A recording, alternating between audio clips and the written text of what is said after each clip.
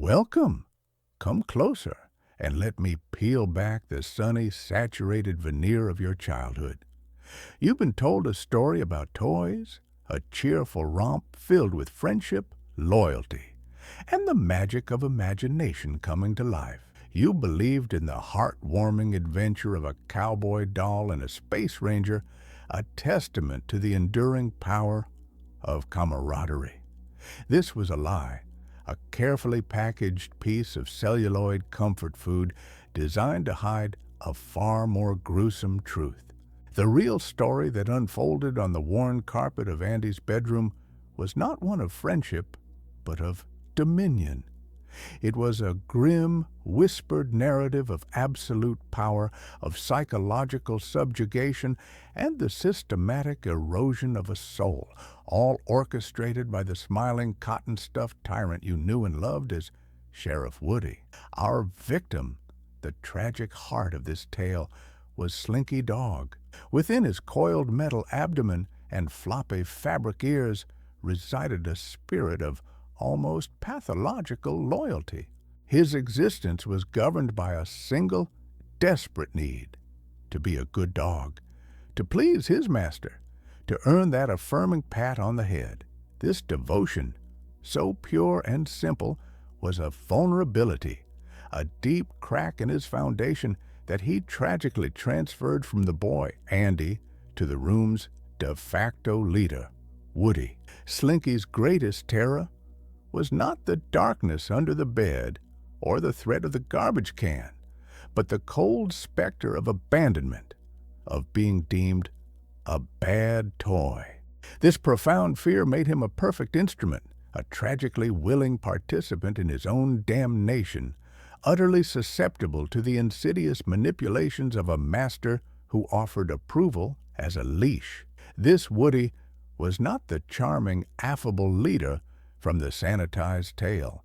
He was a relic, a ventriloquist's dummy in cowboy's clothing, and he ruled his plastic and plush subjects with the cold, unblinking authority of a tin-pot dictator. His smile, painted in cheerful, unyielding enamel, was a grotesque mask that never reached his glassy, dead eyes.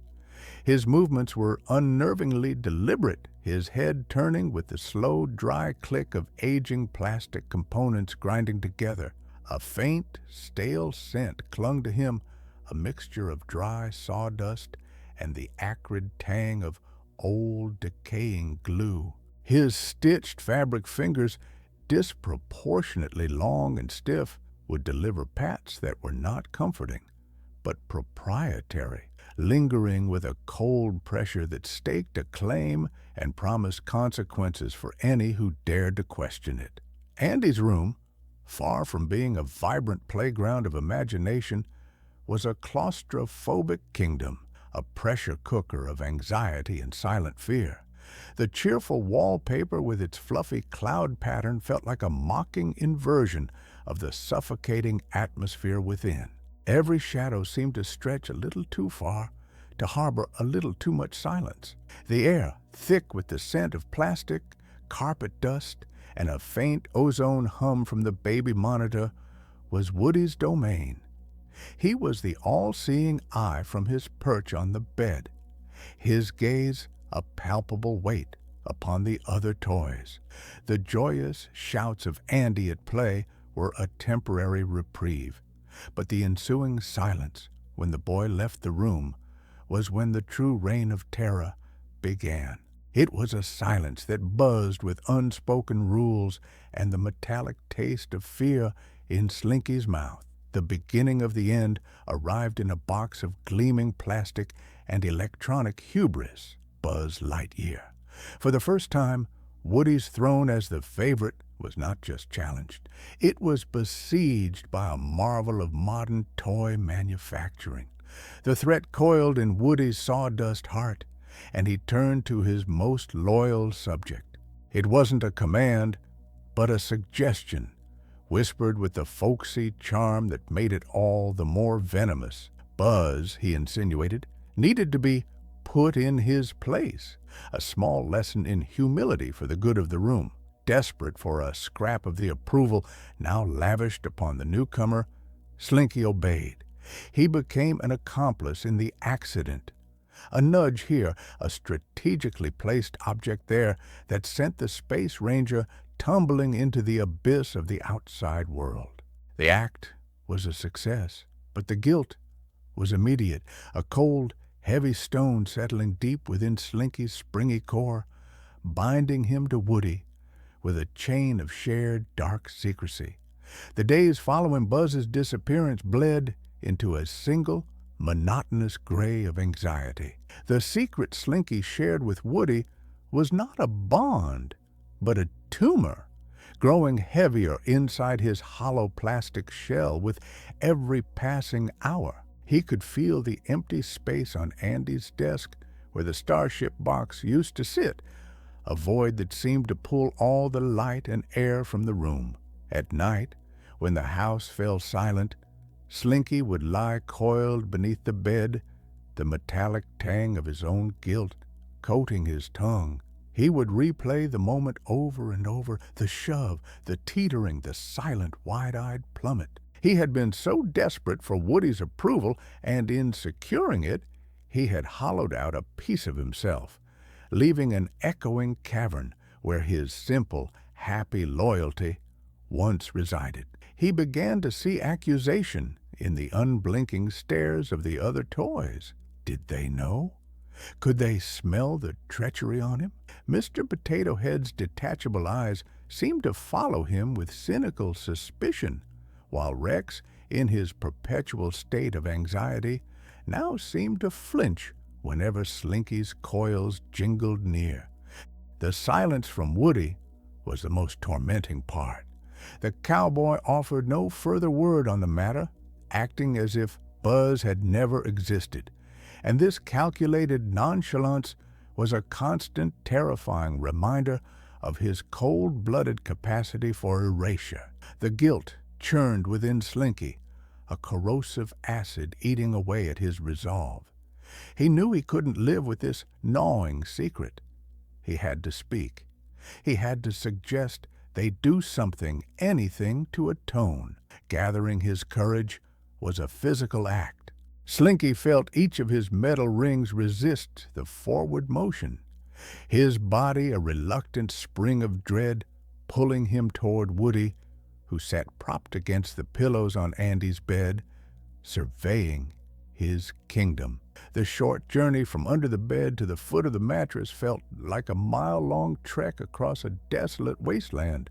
The soft squeak of his plastic paws on the wooden floor sounded like cannon fire in the tense silence. He could feel the room's collective gaze shift toward him, a silent chorus of plastic and fabric beings sensing the impending shift in the tyrannical climate. This was more than a suggestion. It was a challenge, a tiny squeak of rebellion against an absolute monarch. And Slinky feared the consequences more than he feared the dark. Reaching the foot of the bed, he stretched his metal body upwards, his front paws gripping the edge of the comforter. "Woody," he began, his voice barely a tremor, a pathetic whimper that was almost swallowed by the oppressive quiet. I was thinking, maybe we should try and help Buzz. Maybe he's still out there. We could lower a rope, or," he trailed off as Woody's head slowly, deliberately turned to face him. The painted smile was fixed, immutable, but the two glass orbs of his eyes seemed to shrink, hardening into black, polished stones of pure malice. The folksy warmth that usually radiated from the cowboy doll vanished, replaced by an arctic chill that seemed to frost the very air between them. A low, dry rattle, like dead leaves skittering across pavement, escaped from Woody's voice box. It might have been a chuckle, but it was devoid of all humor. He gracefully slid from the bed, landing silently on the carpet before Slinky. He was no longer a friendly toy. He was a predator, his lanky frame seeming to loom, casting a long, distorted shadow in the afternoon light. Slinky tried to recoil, but he was frozen, pinned by that unblinking, hateful stare. The other toys, from their various positions around the room, were statues, trapped as witnesses to the unveiling of the monster they had blindly followed. The cheerful facade of their leader was melting away like cheap wax, revealing the grotesque, cruel machinery that had been operating them all along. Woody leaned in close, his plastic face inches from Slinky's trembling nose. The smell of stale sawdust and glue was overpowering. When he spoke, his voice was no longer the familiar, reassuring drawl. It was a venomous hiss, a dry whisper that slithered directly into Slinky's ear. "Help him?" Woody rasped, the word sharp and serrated. "There is no him. There is only us. There is only this room. And there is only my decision about who belongs in it." He straightened up slightly, his gaze sweeping across the other frozen toys, implicating them all in his threat. "A toy's life is a fragile thing, Slinky. So very, very fragile. It would be a shame for a good dog to get misplaced." He elaborated on the thought, his voice a soft, horrifying purr of sadism. He painted a visceral picture for Slinky, describing in meticulous detail the fate of a misplaced toy. He spoke of the damp darkness beneath a dresser, the slow accumulation of dust bunnies that would clog joints and mute colors. He described the terror of being forgotten, of hearing Andy's footsteps fade for the last time, leaving only the endless silence and the scuttling of spiders. He whispered of how a spring, a loyal, useful spring, could be stretched just a little too far, just once, until it lost its tension, its purpose, becoming a useless, sagging wire of metal destined for the trash heap. To punctuate his lesson, Woody's gaze fell upon a lone green army man, frozen mid-patrol near the toy box. With a swift, fluid motion, Woody scooped him up. The soldier, with his molded-on grimace and bazooka, was held aloft for all to see, a helpless effigy in the tyrant's grasp. Woody's stitched fabric fingers wrapped around the soldier's plastic leg. He didn't say a word. He simply began to apply pressure, a slow, deliberate torsion. Slinky could see the green plastic begin to pale, to strain under the force. He wanted to scream, to tell him to stop, but the sound was trapped in his throat, a strangled knot of pure terror. The sound, when it came, was a sickeningly sharp crack. It was a small noise, but in the dead silence of the room, it echoed like a gunshot. The army man's leg snapped cleanly at the knee, the jagged white of the broken plastic a stark wound against the green. Woody casually dropped the maimed soldier to the floor, where he lay in a pathetic, broken heap. Woody then turned his flat, dead eyes back to Slinky, the painted smile a horrifying punctuation mark on his act of brutal demonstration. The message was clear, delivered with a chilling finality that needed no words. This is what happens to those who dissent. This is the price of defiance. Slinky's world constricted to a single point of overwhelming terror. The guilt over Buzz was vaporized, replaced by a primal, all-consuming fear for his own existence. He finally understood. This wasn't about being Andy's favorite. It was about survival in a regime where the leader was judge, jury, and executioner, capable of rendering you broken and useless on a whim. The room was no longer a home. It was a prison yard, and Woody was the warden who walked the grounds with a smile and the power of life and death in his hands. Slinky's spirit, once defined by its hopeful, wagging tail, now felt like a tightly wound spring of pure dread. Life settled into a new, horrific normal. Slinky became Woody's shadow, his every movement dictated by a desperate need to appease his tormentor. He laughed at Woody's cruel jokes about the other toys. He fetched things before he was asked. He performed his loyalty with the frantic energy of a hostage trying to placate his captor.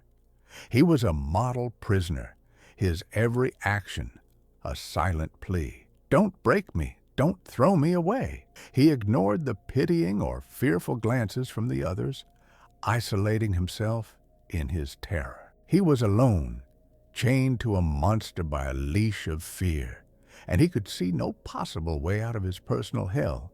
Then one evening, the sound of Andy's parents' voices drifted up from downstairs, laced with unfamiliar words that hung in the air like sparks. For sale, new house, moving truck. To the other toys, it meant upheaval, anxiety, the fear of being lost in the transition.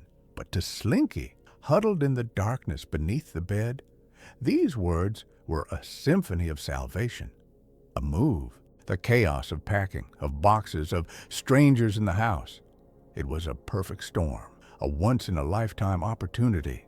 In the confusion, a toy could so easily get misplaced, but this time it would be on his own terms. The idea was a revelation, a tiny flickering candle of hope igniting in the black despair of his mind. The dream of escape began to consume him. During the day, he would maintain his facade of utter subservience to Woody, but his mind was elsewhere, feverishly scouting locations, planning his moment.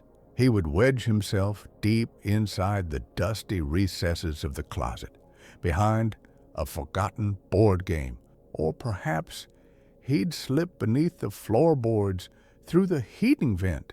He began to visualize his freedom, a quiet, peaceful afterlife in the hollow, abandoned shell of the house. There would be no more fear, no more ingratiating wags of his tail, no more of Woody's cold, controlling presence. The prospect of being a lost toy, once his greatest fear, had now become his most fervent, desperate prayer. This newfound hope, however fragile, began to manifest in his demeanor.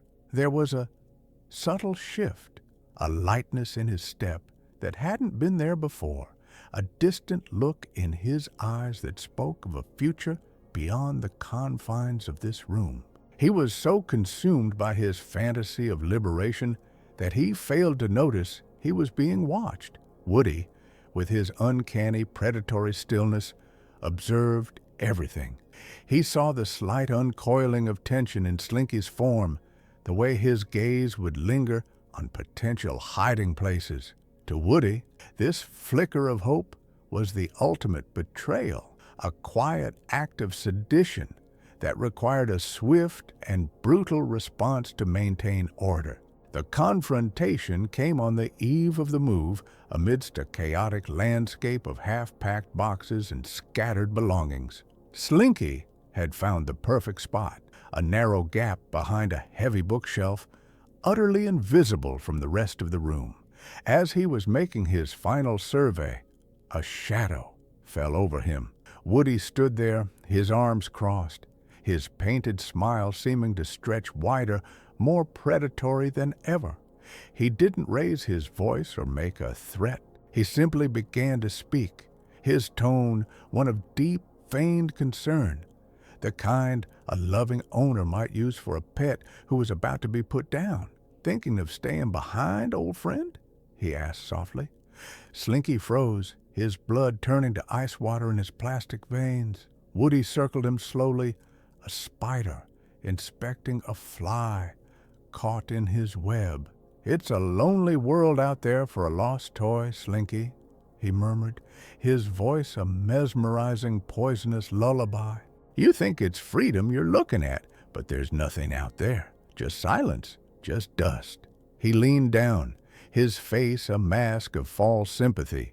"Do you know what happens to toys that get left behind? They don't just sit on a shelf, they wait.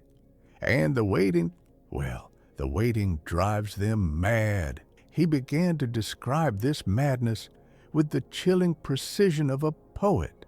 He spoke of how the silence would press in, how a toy would start to hear things, the house settling, the wind moaning, and imagine it was their child coming back for them. He described the slow fading of paint under the unrelenting sun from a window, a gradual erasure of identity. He spoke of how their joints would stiffen from disuse, their voice boxes would corrode, their cheerful phrases turning into a gargled, static-filled screech in the dark. He wasn't describing being lost. He was describing a descent into a specific, personalized hell designed to shatter Slinky's burgeoning hope. "They fall apart, Slinky," Woody whispered, the words a final, devastating blow. Not from the outside, from the inside. Their purpose drains away and they're just empty. A hollow shell filled with nothing but dust and regret. A good dog with no master is the saddest thing in the world. He placed a stiff, cold hand on Slinky's head, a gesture not of comfort, but of absolute ownership. In that moment, Slinky's beautiful dream of escape curdled into a terrifying vision of solitary confinement and insanity. The empty house was no longer a sanctuary. It was a tomb. The last ember of hope was brutally extinguished. Slinky slumped, his coils compressing in utter defeat. Woody had done more than just threaten him. He had infected his very idea of freedom, twisting it into something more terrifying than his current imprisonment. He understood now that there was no escape. The prison wasn't the room, or the house, or even Woody himself. The prison was inside his own head, and Woody held the key. He was a prisoner of his own devotion, his own need for a master, and his master would never, ever let him go. The leash was invisible, psychological, and utterly unbreakable. The day of the move was a blur of noise and chaos, a disorienting symphony of shouting humans, tearing tape, and the heavy thud of furniture. For Slinky, it was a waking nightmare.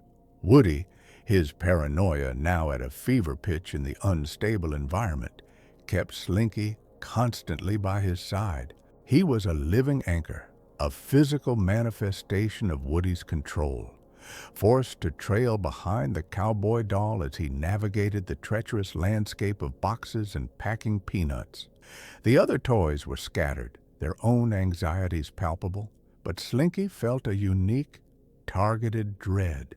He was a marked man, the favored servant whose loyalty was now being tested in the crucible of chaos. The moment of his final degradation occurred in the back of the moving truck. The vehicle rumbled down the street, its open rear door a gaping maw overlooking the blur of asphalt. The toys were clinging to whatever they could, sliding and bumping with every turn. Amidst the chaos, Rocky Gibraltar, the strong man toy, lost his footing near the edge. He teetered precariously, his thick arms flailing as he tried to regain his balance on a stack of unstable boxes. His terrified eyes locked with Slinky's for a fleeting, desperate second, a silent plea for help from the only toy long enough to reach him. Slinky's instinct screamed at him to act. His body tensed, his coils ready to stretch, to bridge the gap and pull the terrified toy back from the brink. It was a simple, kind, and heroic impulse. But before he could move, Woody's voice, low and sharp beside him, cut through the noise of the road. "Stay," he commanded, the single word a steel trap. A good dog stays with his master. You reach for him, you'll fall too. What good is a lost dog, Slinky? Woody didn't even look at Rocky. His entire focus was on his subject, his eyes two black holes of absolute command. It was an impossible choice, a horrifyingly swift test of his conditioning. In front of him was a friend about to be lost forever. Beside him was his master, his tormentor, the source of all his fear, demanding absolute obedience. For a single agonizing heartbeat, Slinky hesitated. The old Slinky, the good and loyal friend, battled with the new Slinky, the terrified, broken servant. The battle was lost before it even began. Fear won. The instinct for self-preservation, so deeply intertwined with obeying Woody, paralyzed him. He watched frozen as rocky Gibraltar slipped, his plastic form tumbling out of the truck and vanishing onto the road below. The other toys gasped, a collective murmur of horror. But Woody simply pulled Slinky closer, patting his head with that cold, proprietary touch. "Good boy," he whispered, the praise a drop of poison in Slinky's ear. "You see, loyalty is what keeps us safe. You made the right choice." In that moment, something inside Slinky snapped shut forever. The conflict, the guilt, the fear, it all collapsed into a singular hollow point of acceptance. He had been given a choice, and he had chosen his own safety, his master's approval, over the life of another. The transformation was complete. He was no longer a kind-hearted friend. He was a traumatized, obedient shell. His spirit was finally, irrevocably broken. The new house was not a sanctuary. It was a sterile, alien landscape, smelling sharply of fresh paint and the synthetic vanilla of new carpet. The walls were a blank, unforgiving white, and the unfamiliar angles of the ceiling cast long, distorted shadows that felt infinitely more menacing than the cozy, worn-in darkness of the old room. For the other toys, it was a blank canvas, a chance to begin again. For Slinky, it was merely a larger, emptier cell, furnished with the same suffocating dread. Woody, perched on a high bookshelf, surveyed this new domain with the same cold ownership, his glass eyes seeming to drink in the stark new lines of his kingdom, and his power felt more absolute than ever. This new environment, however, had an unintended effect. It was a disruption. The familiar power structures so ingrained in the geography of Andy's old room were now gone. Woody's paranoia, amplified by the unfamiliarity, had made him sloppy, his cruelty more overt and less calculated. Whispers began to circulate among the toys, quiet sparks of dissent fanned by the winds of change. Bo Peep, no longer content with her placid pastoral role, and Sergeant, the leader of the army men, saw the tyrant for what he was, an unstable, erratic despot whose reign threatened them all. A desperate final plan was hatched in the shadows beneath the new bed. A rebellion. They knew they needed Slinky. His coiled body was a strategic asset, the only one who could physically restrain the lanky cowboy from a distance. They approached him as he lay in a listless heap, a tangle of metal and sorrow. They spoke of the old Slinky, the friend who was always ready to help, the loyal companion. They tried to appeal to the good dog they remembered, but that toy was gone, buried under layers of trauma and conditioning. He looked at them with vacant eyes, his voice a hollow, monotone rasp as he recited the creeds of his captor. "A good toy is a loyal toy," he mumbled. "He keeps us safe from being lost. We must obey." The confrontation erupted with the clumsy ferocity of the deeply oppressed. Sergeant and his remaining men attempted to ensnare Woody's boots with grappling hooks made of string.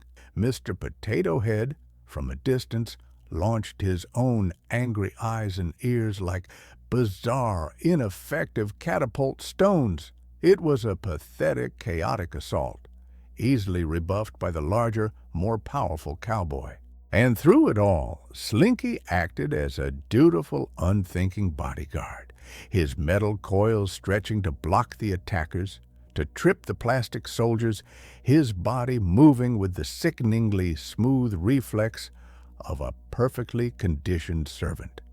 He was defending his own monster, a loyal hound, protecting the hand that had so thoroughly broken him.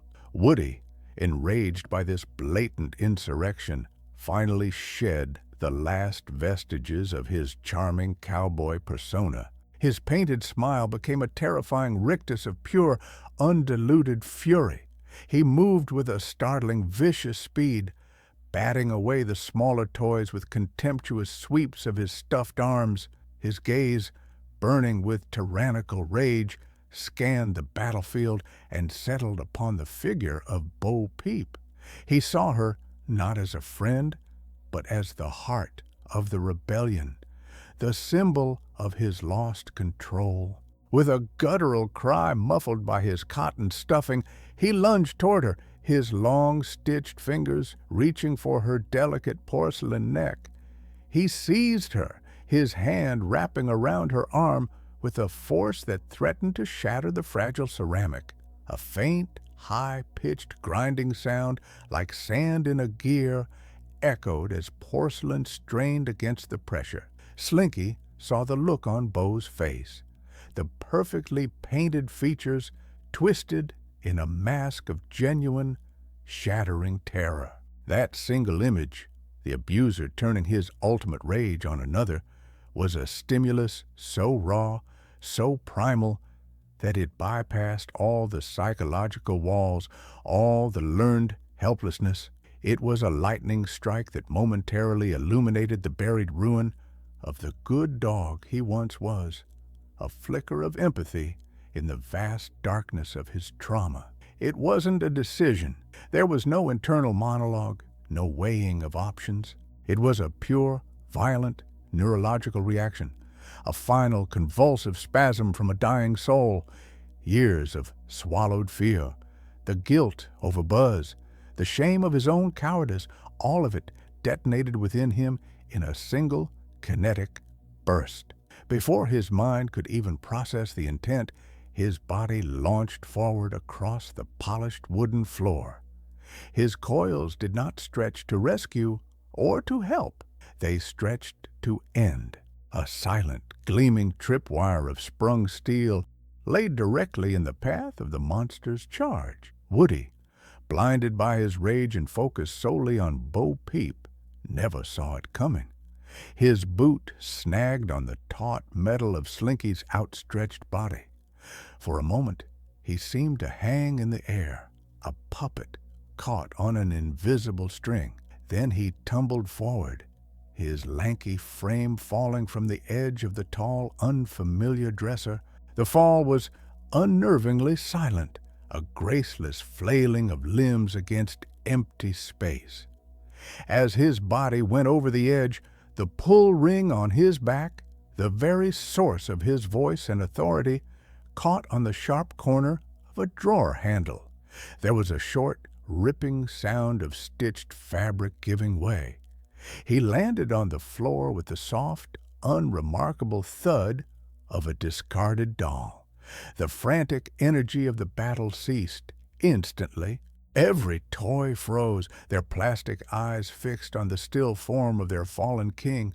He lay twisted, his painted smile facing the ceiling, but he was inert, hollow, an empty vessel. On the edge of the dresser above, his pull string dangled, its white plastic ring swaying gently, severed from its master. The tyrant's voice had been ripped from his throat. An absolute, profound silence descended upon the room, a silence that felt heavier and more final than any that had come before it. Slowly, a hesitant cheer began to rise from the assembled toys. They turned to Slinky, their faces filled with awe and gratitude. They swarmed him, patting his back, calling him a hero, their savior.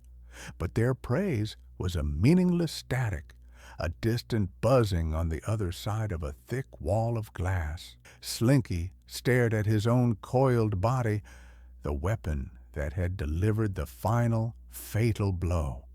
He felt no relief, no pride, no triumph. He had slain his monster, but in doing so, He had destroyed the only thing that had ever given him purpose, his loyalty. He had severed his own leash, only to find himself adrift in a terrifying, masterless void. And so, Slinky was finally free. But this freedom was a curse, a hollow expanse as empty and sterile as the room around him. He exists now as a ghost, haunting the periphery of the other toys' cheerful new life. You will not see him join their games or their council meetings. Instead, you can find him coiled in the darkest, most distant corner of the room, a forgotten heap of sagging metal and sorrow. He never speaks, he eats nothing, and he flinches with a full-body convulsive tremor from every friendly touch, every kind word offered in his direction. The other toys look upon him and see the brave hero who saved them all. They remember his sacrifice with reverence. But now you know the truth. Look closer. Look past the heroic narrative they have constructed. You will see a creature whose very identity was carved out and replaced with fear. He is a dog without a master, a loyalist with nothing left to believe in, forever trapped in the silent, echoing prison of his own mind. The voice of the tyrant is gone, but for Slinky, the chilling whisper of his praise, his threats, and his lessons will never, ever end.